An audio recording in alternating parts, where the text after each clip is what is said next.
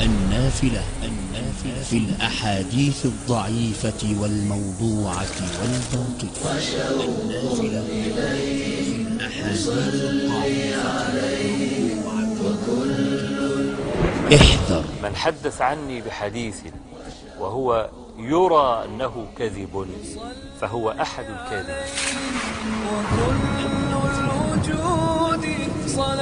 احذر من كذب علي متعمدا فليتبوأ مقعده من أحاديث ضعيفة. إنما أتقبل الصلاة ممن تواضع بها لعظمتي ولم يستطل بها على خلقي ولم يبت مصرا على معصيتي وقطع نهاره في ذكري. هذا الحديث حديث باطل.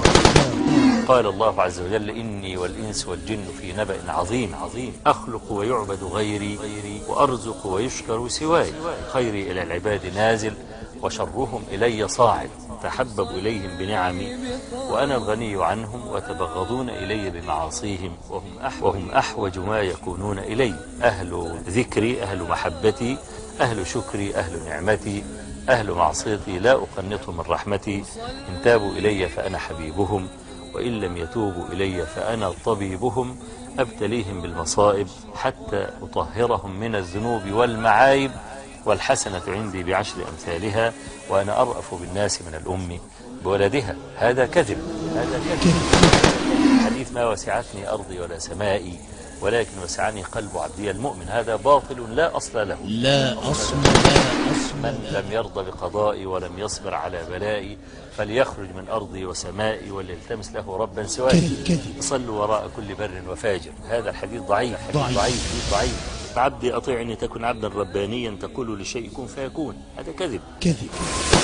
أنت تريد وأنا أريد ولا يكون إلا ما أريد، فإن سلمت لي فيما أريد كفيتك ما تريد وإن لم تسلم لي فيما أريد أشغلتك بما تريد ولا يكون إلا ما أريد. هذا كذب. الجنة تحت أقدام الأمهات. هذا لا أصل له. والله لو وضعوا الشمس في يميني والقمر في يساري على أن أترك هذا الأمر ما تركته حتى أهلك دونه أيضا. هذا واهن ضعيف يعني. أحاديث ضعيفة. وانتبه من القصص الواهية. قصة الحمامة اللي عششت على غباب الغار والعنكبوت والقدة، هذا أيضا ضعيف لا يثبت. من لم تنهوا صلاته عن الفحشاء والمنكر فلا صلاة له. هذا منكر. إذا رأيتم الرجل يعتاد المساجد فاشهدوا له بالإيمان. هذا حديث ضعيف. وحديث أدبني ربي فأحسن تأديبي. هذا أيضا حديث لا أصل له. حديث من حج ولم يزرني فقد جفاني.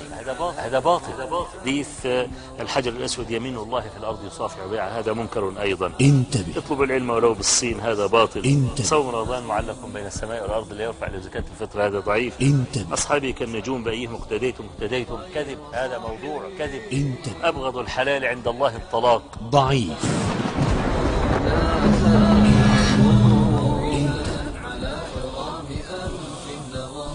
احنا الآن متعرضين لفكي الكماشة. ادخال الباطل في الدين واخراج الحق منه.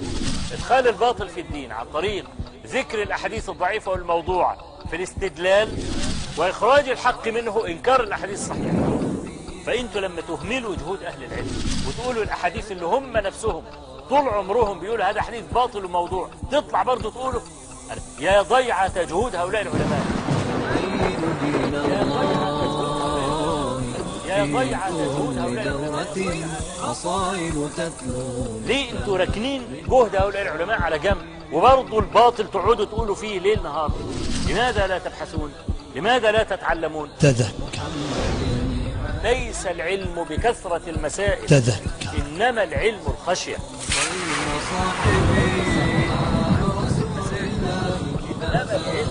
تذكر.